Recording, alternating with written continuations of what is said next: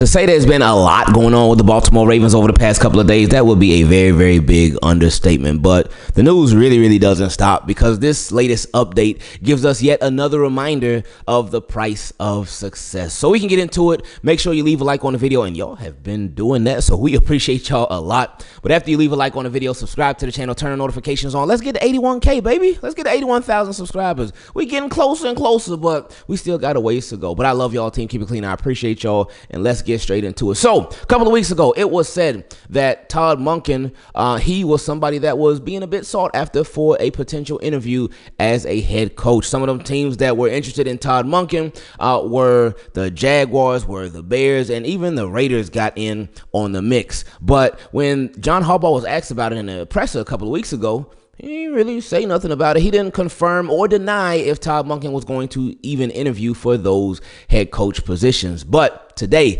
Adam Schefter reported this morning that Todd Monken will be interviewing for both the Bears and the Jaguars head coaching positions today, both in the same day. Gonna knock them both out in the next 24 hours. And that's big. That's big because Todd Monken, he could potentially get one of those jobs. And I know, as Ravens fans, I know a lot of football fans in general do not like this rule. They are not fans of the way that the NFL does this, to where, especially if your team is in the playoffs, that's when it really rubs you the wrong way, because it makes you feel like, man, is our offensive coordinator and some positions of defensive coordinator, are they going to be distracted by having an interview for a head coach? Is that going to be on their minds while they're supposed to be preparing for the playoffs?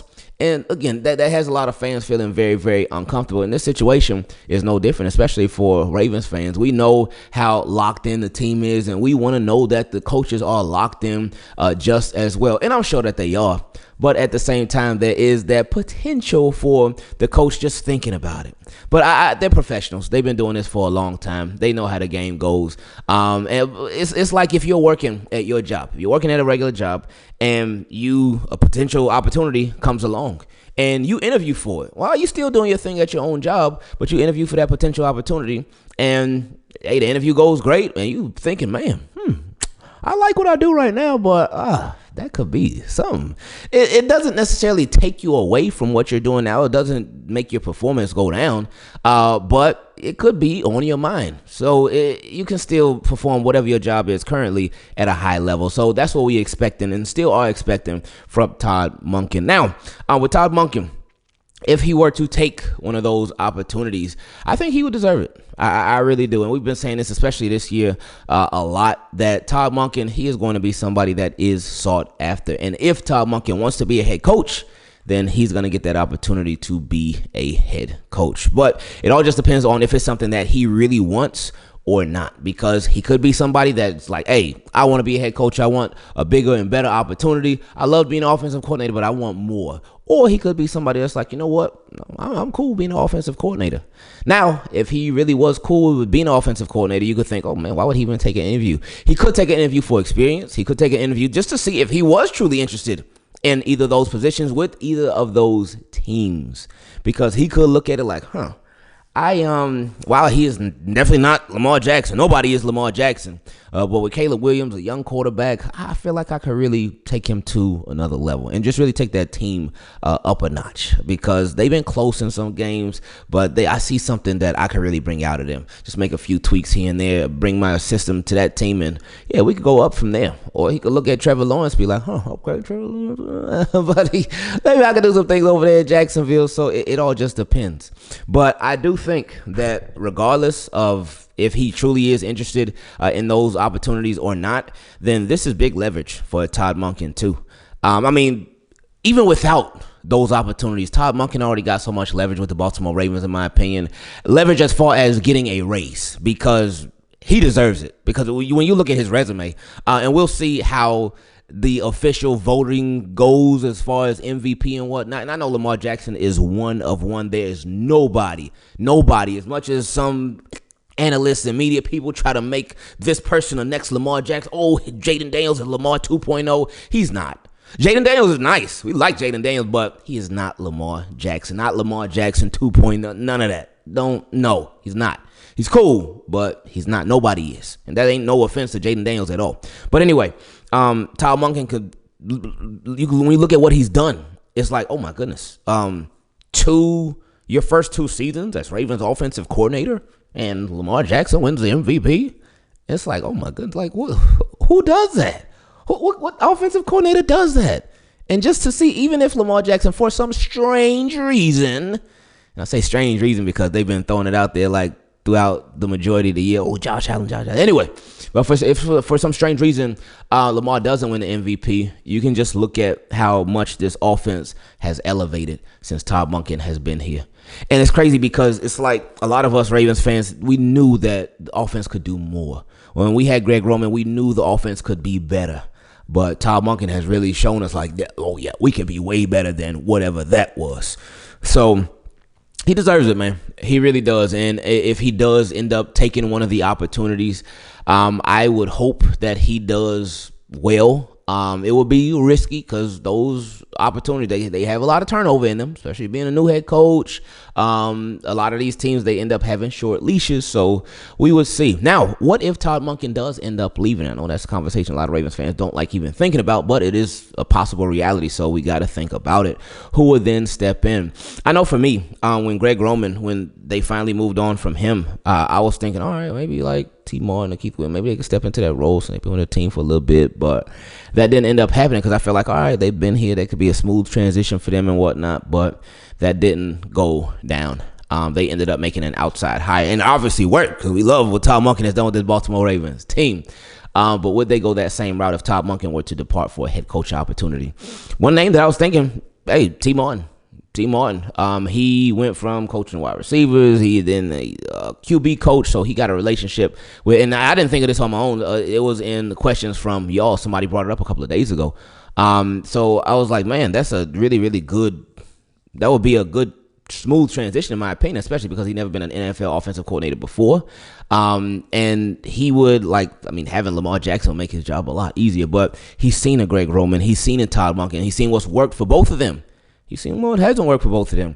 And he could bring his own thing and put his own stamp on things as well. So I think that would be something. Or the Baltimore Ravens, they could do what they did last time again and just bring in a new offensive coordinator. So either way, we'll see what goes down. Whenever it goes down, whether Todd Monken ends up accepting one of these roles or whether he declines or whatever happens, we just know and we hope that with Todd Monken that he's just locked in as all these players are, and I'm sure that he will be. It doesn't. These interviews, they don't have to happen during practice or anything like that. They don't happen. Oh man, hold up, guys, I gotta step away. I gotta take this interview real quick while they're getting ready to take on the Bills. I don't think it goes down like that because they only practice for a couple of hours. They don't practice the whole day, but they are going over like film and stuff. They're going over this and that and the third. So he could take the time to step away for 15, 20, 30 minutes, an hour, whatnot, after everything is all said and done to speak to these teams about a potential opportunity. So now we reach my favorite part of these videos where we get to feature your questions. If you'd like to take part in it, you can send an email to teamkeepitclean@gmail.com or for the Team Keep It Clean patrons. And if you would like to join them, you can go to patreon.com/Ingravenvids. You can send your question in a DM directly on Patreon. And if y'all would ever like to send anything to us, the shipping address is down below in the description, as are so many other ways if you would like to support the channel. Let's get straight into it. First question came from my guy James. He said, Bills are overrated. I hope all is well with you and your family. This is a hot take. The Bills aren't as good as we think. Undefeated at home. I have been saying that. They were 9-0 at home this season and then the playoffs too. I said, oh, okay. And I already knew it was going to be a tough atmosphere there at Orchard Park. But still, that's pretty good. Undefeated at the crib. But he said, I looked at their opponents. They played one team with a winning record at home. Combined opponent record was 53-73. That is an average of 7 wins per opponent.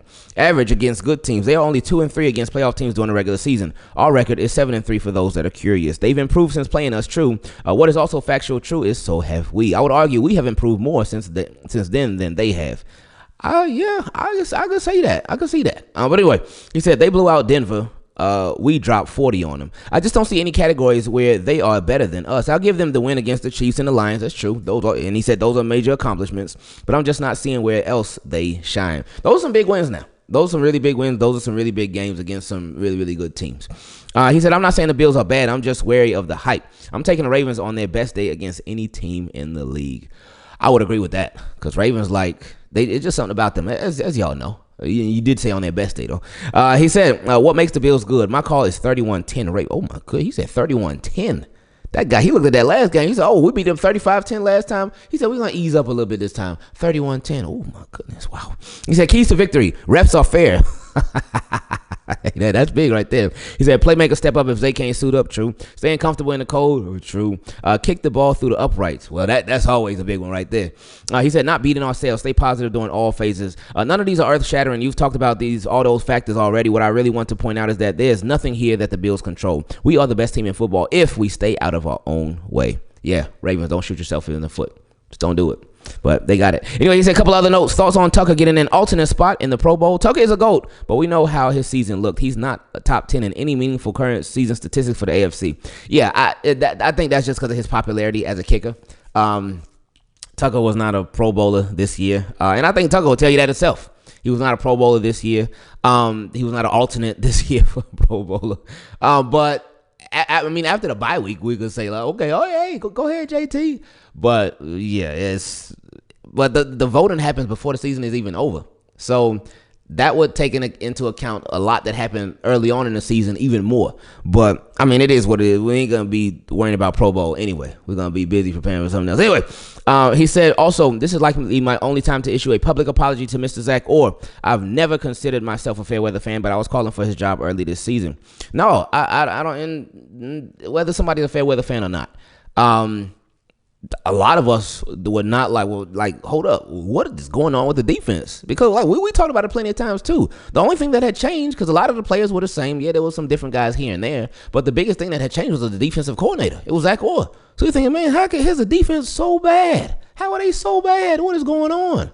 But they solved that problem. So shout out to him. He said the window for having a great team doesn't stay open long, and I had a win now mentality since we have multiple future first ballot Hall of Famers on the roster. I'm sorry that I did not trust the process. I appreciate you in the flogging you took while still staying the course. Yeah, shout out to Zach Orr for sure, man.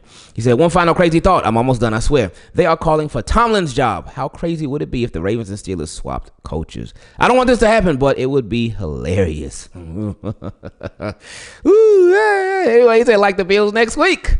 I'm out. Speaking of Zach Orr, next question came from Izzy. He said, hey, Ingraven, hope you and the fam are doing well now. I'm a big fan of your work and have been watching for a couple of years. You're my go-to for Ravens news and have been for a while now. Hey, I appreciate that, Izzy. Thank you for watching the videos, man.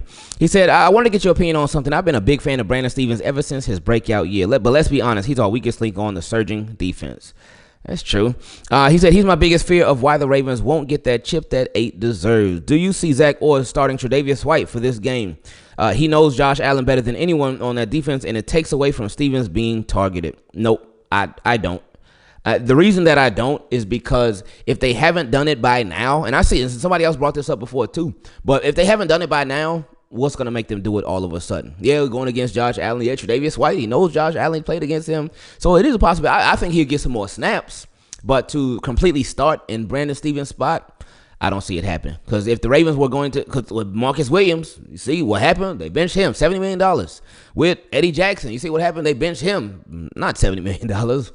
Whew, he made $70 million worth of bad plays for the Ravens in just a few short weeks. But with Brandon Stevens, they kept him out there whole season. Before and after the trade deadline, he ain't go nowhere. So if they ain't do it by now, then they never will. So he said it will also throw the offense off since he hasn't started for us yet. Keep doing your thing. You're only going up from here. Hashtag 100K. And just like Lamar, the GOAT on those read options, I'm out. And he also said, P.S. Shout out Falele for allowing 0 pressures and 0 sacks this year.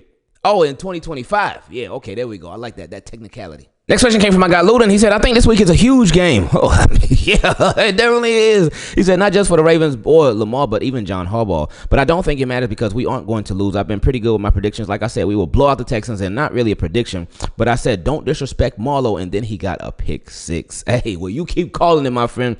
He says, so this week, Bills are going to stack the box because last time they had like 6 DBs, so we ran all over them. So this time, we're going to start off running. Then it won't work as good, so we will throw the ball to Bateman and Mandrews. And after we score 2 passing touchdowns, we're going to rush for another 200 yards. Ooh, 200 of them. 200. I like it. He said, also, I don't know if it's just me, but recently your mic in your video sounds like Ver, if that makes sense. And I'm out.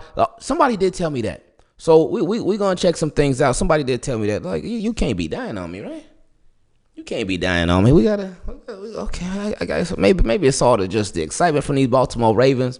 But yeah, thank you for reminding me of that, man. He said, I'm out like the Bills on Sunday night. Actually, shout out to Deontay Johnson for carrying the Ravens here. Next question came from my guy Daniel. He said, I don't know if I've been missing it, but has Tre White been playing with us? I haven't heard a lot about him since he got traded to us. Oh yeah, he definitely been playing. It ain't been like a crazy amount, but he's been playing. He's been active. Like ever since he started getting active, he ain't never been inactive after that. He was inactive for like maybe 2 games when we first traded for him, but after that, he been on the active roster doing this thing. So yeah, but it ain't been no crazy amount. Anyway, he said, I hope we win this upcoming game. This is our year to win. We won 12 years ago with Flacco in 2013 and 12 years before that with Trent Dilfer in 2000. It's been 12 years since we won our last one. Let's see if Lamar makes history. I believe he can. Oh yeah, we all do. Next question came from Recon Marine. He said, why are Bills fans so sensitive and can't handle reality? Can't have a civil conversation with them. Shaking my head. Please don't comment anything about week 4. Derrick Henry running for 199. At least 1 million Bills fans will respond at the same time, back to back, saying the same thing and create every excuse on planet Earth. Instead of accepting reality that your defense made early business decisions and y'all are small. Biggest excuse, we had 3 starters out on defense. Well, so did other teams. You don't hear other teams complaining. Next man up. I told a Bills fan that we started 0-2. Lost to the Raiders. Beat Dallas. Defense was ranked last in everything except run defense. A JV team could have put up some numbers, LOL, and y'all were 3-0. They were still mad, repeating the same excuses. Oh, I mean, that's, life as a football fan. They're going to defend their team and whatnot. They're going to say every reason in the world why their team should have won and all the excuses in the world if their team loses. A lot of people don't like having realistic conversations when it comes to their team because one thing, yeah, they did have some guys out. So give them that. But were those guys 35-10 out? Did they make that much of a difference? Hey, I guess we'll see in a couple of days. Next question came from my guy J-Fiah. He said, Ingraven, your boy J-Fiah here. Hope you and the family are doing excellent. My question has to do with a comment from a Bills coworker of mine. Let's see if they watch this or not. I mean, you can tell them about the team, keep it clean. Tell them to come through. But anyway, he said he constantly is saying that Josh Allen deserved MVP last year and that he is a true all-around quarterback. Now, Josh Allen is a all-around quarterback because he can get it done through the air and he can get it done on the ground too. Lamar just better. That's it. Lamar just better. And that ain't no crazy hot take or anything like that. But anyway, he said this year he is saying that at least Josh Allen shows up even in the playoffs, unlike Lamar.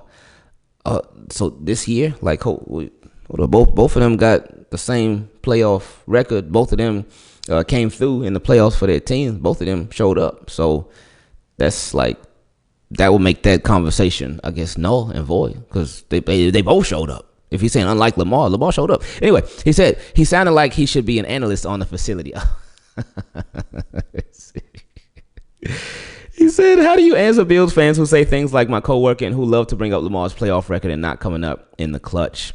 You just tell them, hey, yeah, Lamar does need to be better in the playoffs. Ravens offense as a whole needs to be better in the playoffs. They need to put up more points because that's something that they have struggled with for sure. There ain't no like easy way around that conversation. Like, yeah, they do need to be better in the playoffs, and they have had some good playoff games. Like you look at that Texans game last year. You look at tell them, think about right here, right now. The only way to fix all their wrongs is to right them, and that's exactly what they're doing this postseason right now. Tell them just to watch this Sunday night, and he should be in for a nice show.